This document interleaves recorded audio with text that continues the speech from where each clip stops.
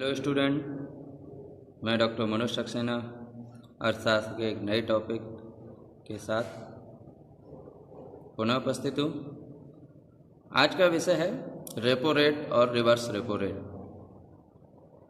Newspaper में, दैनिक समाचार पत्रों में हम आप लोग पढ़ते हैं, टेलीविज़न पर समाचार में देखते हैं कि आरबीआई ने repo rate, reverse repo rate को घटा दिया है, बढ़ा दिया है। कई लोगों के दिमाग में संशय होता है कि ये चीज़ क्या है, इसका क्या प्रभाव पड़ता है भारतीय अर्थव्यवस्था पर, बैंकिंग व्यवस्था पर और मार्केट पर। उसके क्या दुष्परिणाम हो सकते हैं, उसके क्या लाभ हैं, इसके बारे में थोड़ा डिस्कस करेंगे। पहले जानना होगा कि रेपो रेट होता क्या है। ऐसी क्या व्यवस्था है बैंकिंग सेक्टर में जो आरबीआई इस चीज़ को घटाता बढ़ाता है, ऐसे क्या कारण बनते हैं और इसका क्या प्रभाव पड़ता है। तो रेपो रेट के बारे में मैं आपको बता रहा हूँ। रेपो का मतलब होता है रीपर्चेज ऑफर, यानी कि पुनः क्रय प्रस्ताव। पुनः क्रय प्रस्ताव इसमें क्या होता है, इसमें बैंक की प्रतिभूतियाँ, जिसमें सरकारी प्रतिभूतियाँ होती हैं, कि प्रतिभूतियाँ गिरवी रखकर उसे लोन देती है। कौन? आरबीआई। लेकिन साथ में यह शर्त लगा देती है कि वह जब चाहे लोन वापस मांग सकता है। कौन? वाणिज्यिक बैंक। इसी को रीपर्चेज ऑफर कहते हैं। इससे आरबीआई, यानी इसमें आरबीआई बैंक को जिस दर में लोन देती है उसे रेपो रेट कहते हैं, उसे ही रेपो रेट कहते हैं।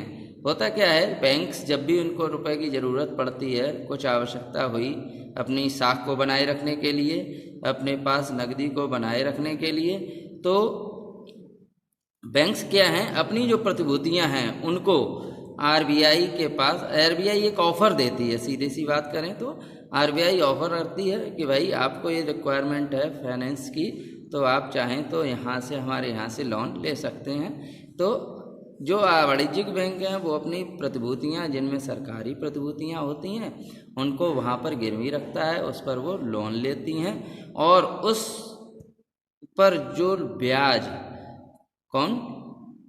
आरबीआई ब्याज देता है उन प्रतिभूतियों के बदले में, तो वो जो है रेपो रेट कहलाता है। पहले क्या था, सामान्यतः रेपो रेट 3 से 14 दिन का होता था, लेकिन अब 1 दिन की रेपो की भी व्यवस्था शुरू हो गई है। यह प्रस्तावित ब्याज दर है और इस दर को आरबीआई बदल सकता है। यह आरबीआई के ऊपर डिपेंड है कि उसे बढ़ाए या घटाए।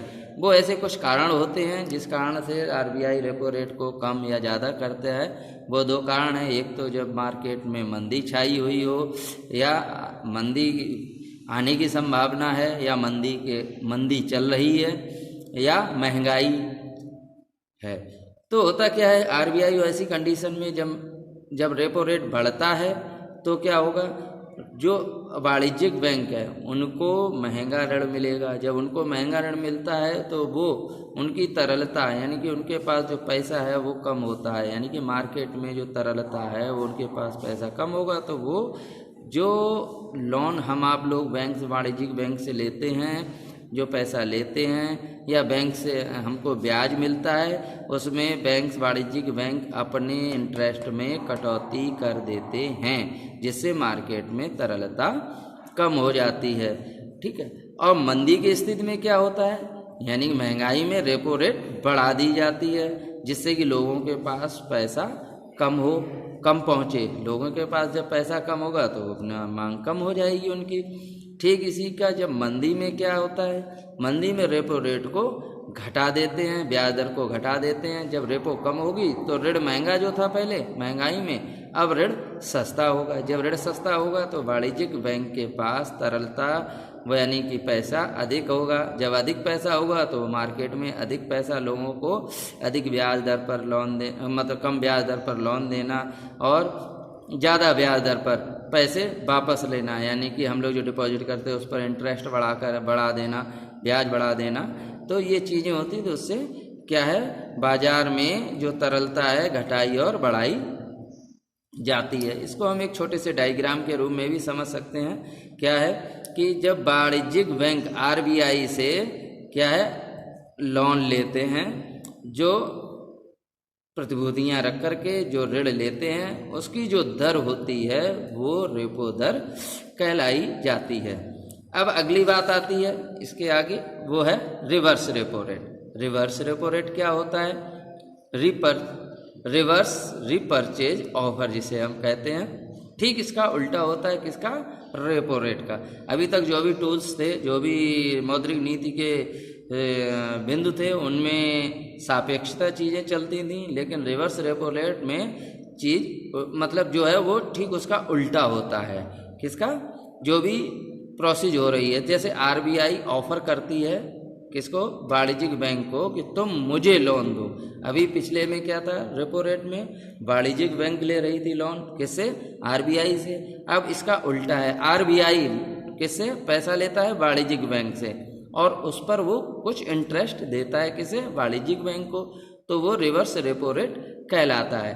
दूसरे अर्थों में आरबीआई द्वारा बैंकों से सरकारी प्रतिभूति लेकर, किससे? बैंक से, वाणिज्यिक बैंक से सरकारी जो प्रतिभूतियां हैं उसे लेकर इस शर्त पर ऋण लिया गया कि वह निर्धारित दिन के अंदर आरबीआई ऋण राशि जो है वो बैंकों को लौटा देगा। ठीक है, लौटाने के दौरान आरबीआई जो ब्याज दर देगा वह रिवर्स रेपो दर कहलाता है। जो सरकारी प्रतिभूतियां थीं वाणिज्यिक बैंक की, उसे आरबीआई ने गिरवी रखा, उसे लिया, और उस पर जो ब्याज दिया किसे? वाणिज्यिक बैंक को, तो वह रिवर्स रेपो रेट कहलाती है। क्या कहा जाता है? यदि रिवर्स रेपो रेट ज़्यादा होगी तो बैंकों को ज़्यादा ब्याज मिलेगा। ठीक है, जब बैंकों के पास ब्याज ज़्यादा मिले यानी बैंक के पास पैसा ज़्यादा होगा। जब बैंक के पास पैसा ज़्यादा होगा तो उनकी साख सृजन क्षमता बढ़ेगी। जब उनके पास उनकी साख सृजन क्षमता बढ़ेगी तो वो कहने का मतलब है कि उनको पास ज़्यादा पैसा है कि लोगों को कम ब्याज दर पर ज़्यादा पैसा उपलब्ध करा सकें लोन के रूप में, या जो उनके पास जो डिपॉजिटर्स हैं उनको वो इंटरेस्ट बढ़ा करके पैसा जमा कराने, उनको ब्याज ज़्यादा दें। तो उससे क्या होगा? मार्केट में तरलता बढ़ती है, उसमें लोगों के पास ज़्यादा पैसा आता है, जिससे कि वस्तुओं की डिमांड बढ़ने लगती है। महंगाई के स्तर में या मंदी के स्तर में ये चीज़ इस्तेमाल की जाती है। अब दूसरी चीज़ होती है वो है रिवर्स रेपो रेट। जब कम हो तब क्या होगा? अभी तो बढ़ते हैं कि क्रम में था।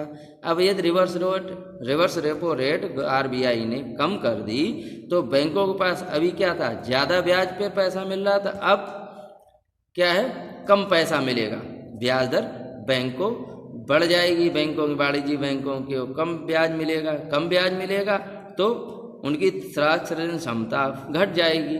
जब उनके पास पैसा कम होगा बैंक के पास तो वो कम ब्याज दर बढ़ाएंगे, कम ब्याज दर पर नहीं बल्कि ज़्यादा ब्याज दर पर लोन देंगे, प्लस जो हम लोगों को जो ब्याज देते हैं, जो हमारी डिपॉजिट्स होती हैं बैंक्स में, उन पर वो ब्याज दर कम कर देते हैं, तो तरलता घट जाती है। तो हम लोगों के पास पैसा कम होगा, जिससे मार्केट में तरलता कम हो जाएगी, उससे जो मांग है, जो डिमांड है वो प्रभावित होगी। ये टूल्स हैं। जब आरबीआई ऐसी कंडीशन में, जब बाज़ार में महंगाई है या मंदी चल रही है, उन दोनों में, उन ऐसी कंडीशंस में, उन ऐसी परिस्थितियों में मौद्रिक नीति के रूप में इनका प्रयोग करती है।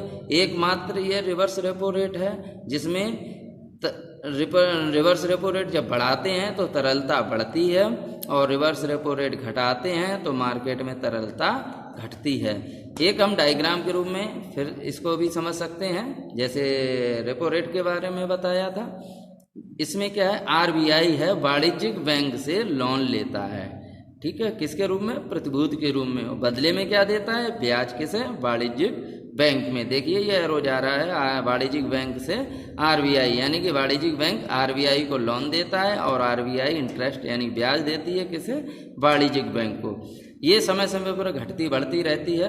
आज के वर्तमान में रिवर्स रेपो रेट 3.35% और रेपो रेट जो है 4% चल रही है। हम आप लोग जब भी आप एग्ज़ाम देने जाएं तो आप चाहें तो आरबीआई की वेबसाइट पर इन चीज़ों का अवश्य अध्ययन करें, जिससे कि प्रेजेंट स्थिति में जो रिवर्स रेपो रेट क्या है उसके बारे में आप अपडेट रहें। बच्चों, मुझे उम्मीद है कि ये जो पॉइंट जो मैंने आपको बताई हैं, रेपो रेट और रिवर्स रेपो रेट, आपको समझ में आए होंगे। आपका जो भी डाउट हो, आपके जो भी प्रश्न हो, कृपया करके आप मुझसे मेरे नंबर व्हाट्सएप ग्रुप पर या यूट्यूब चैनल के माध्यम से आप पूछ सकते हैं। We take care. अगले वीडियो के साथ मैं वापस उपस्थित होऊंगा। बाय।